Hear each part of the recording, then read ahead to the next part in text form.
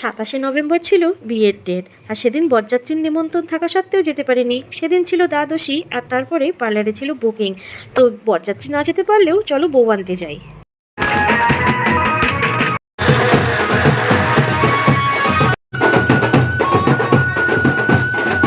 যেই কাকিমার ছেলের বিয়ে হচ্ছে তাদের বাড়ি কিন্তু আমার শ্বশুর বাড়ির পাশেই, কিন্তু কাকিমারা নতুন আরেকটা বাড়ি করেছে, তো সেখানেই কিন্তু বিয়ের আয়োজন নিয়েছে।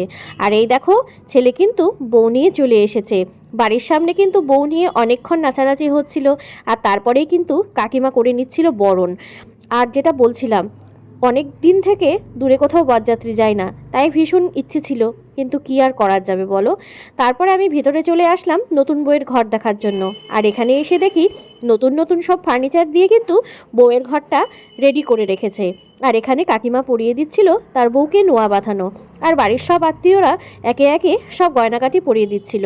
এইসব রিচুয়াল করতে করতেই এবার কিন্তু অনেকটা রাত্রি হয়ে গেছিলো, তাই কিন্তু সোজা আমরা উপরে চলে এসেছি খাওয়ার জন্য।